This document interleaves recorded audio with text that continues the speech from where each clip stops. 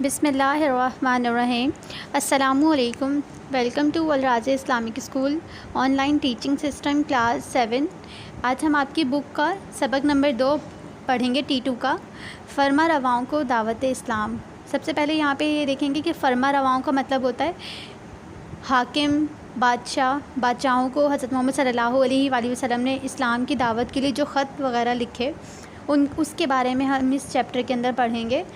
اس chapter میں حضرت محمد صلی اللہ علیہ وآلہ وسلم نے جو فرما رواؤں کو خط لکھے ان 4 خطوں کے بارے میں یہاں پہ بتایا گیا ہے۔ سب سے پہلے ہم اس چیپٹر کی ریڈنگ کرتے ہیں، پڑھتے ہیں اس سبق کو۔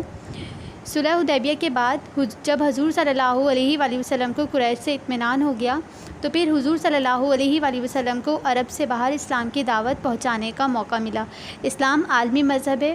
حضور صلی اللہ علیہ وآلہ وسلم سارے انسانوں کے لیے نبی بنا کر بھیجے گئے، اور ختم نبوت کی وجہ سے اللہ تعالیٰ نے حضور صلی اللہ علیہ وآلہ وسلم کی ساری امت کو بھی سارے انسانوں کی ہدایت کی ذمہ داری عطا فرمائی ہے۔ چنانچہ حضور صلی اللہ علیہ وآلہ وسلم نے اس دور کے بڑے بڑے فرمانرواؤں اور بادشاہوں کو اسلام کی دعوت کے لیے خطوط لکھے۔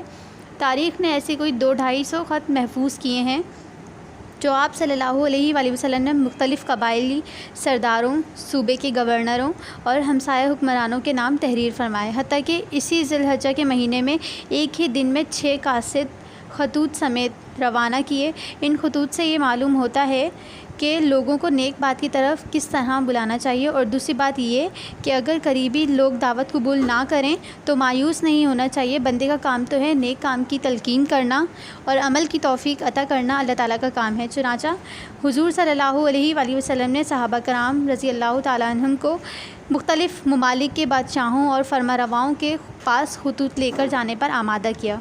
دوسرے بادشاہوں کے دربار میں اسلام کی دعوت لے جانا آسان کام نہ تھا، لیکن صحابہ کرام رضی اللہ تعالیٰ عنہم اس کام کے لیے تیار ہو گئے، کیونکہ صحابہ کرام تو اللہ تعالیٰ کے علاوہ کسی کی قوت سے متاثر نہیں ہوتے تھے۔ سب سے جو پہلا خط لکھا گیا تھا وہ قیصر روم کے نام لکھا گیا تھا۔ سب سے پہلا خط قیصر روم کے جو بادشاہ تھے ہرقل کے نام لکھا گیا۔ رومیوں کا مذہب جو نصرانیت تھا، اس کا مضمون کا خلاصہ یہ تھا: بسم اللہ الرحمن الرحیم۔ اللہ کے رسول محمد صلی اللہ علیہ وآلہ وسلم بن عبداللہ کی طرف سے جو اللہ کا بندہ اور رسول ہے، ہرقل کے نام جو روم کا رئیس اعظم ہے، اس کو سلام ہو جو ہدایت کا پیروکار ہے۔ اس کے بعد میں تجھ کو اسلام کی دعوت بلاتا ہوں۔ اگر تو اسلام لے آیا تو سلامت رہے گا، خدا تجھ کو دگنا اجر دے گا، اور اگر تو نے نہ مانا تو اہل ملک کا گناہ تیرے اوپر ہوگا۔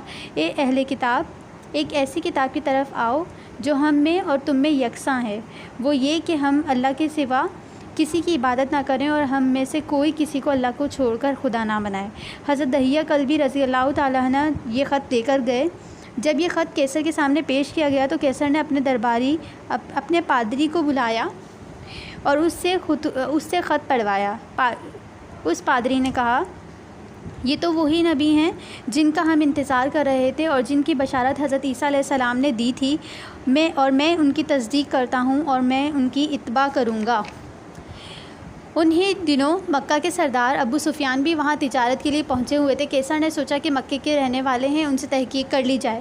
اس وقت ابو سفیان اسلام نہیں لائے تھے۔ قیصر نے بڑی تیاری سے دربار منعقد کیا، خود تاج شاہی پہن کر تخت پہ بیٹھا۔ ابو سفیان اپنے ساتھیوں کے ساتھ دربار میں موجود تھے۔ قیصر نے اہل عرب سے مخاطب ہو کر کہا، تم میں سے اس نبوت کے دعوے دار کا کون رشتہ دار ہے؟ ابو سفیان نے کہا، میں۔ پھر حسب ذیل ان کی گفتگو ہوئی۔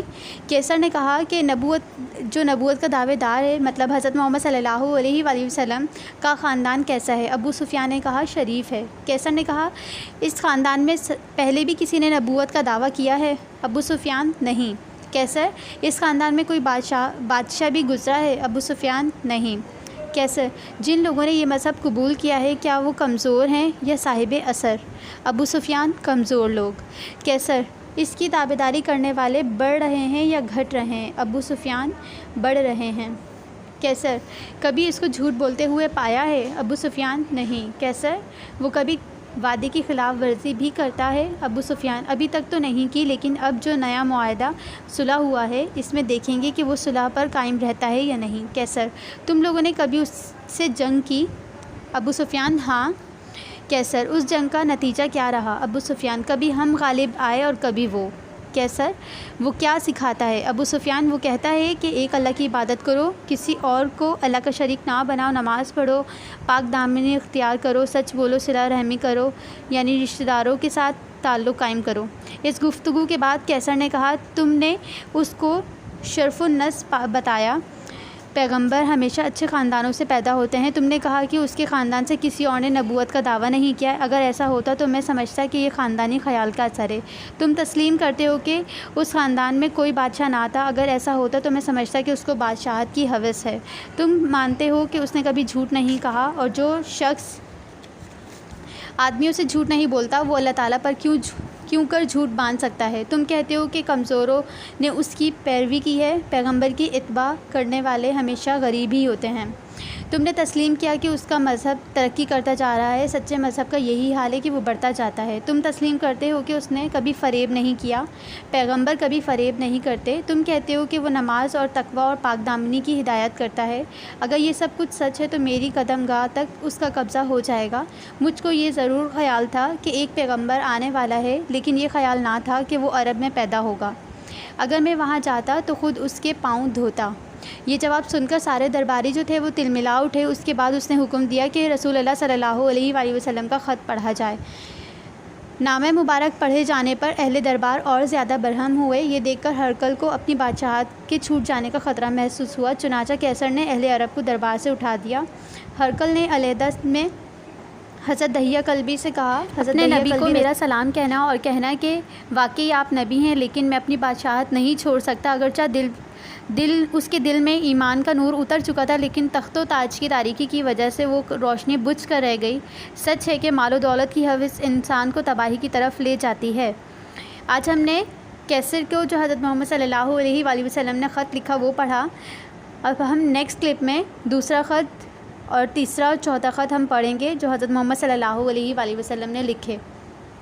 السلام علیکم ورحمۃ اللہ وبرکاتہ۔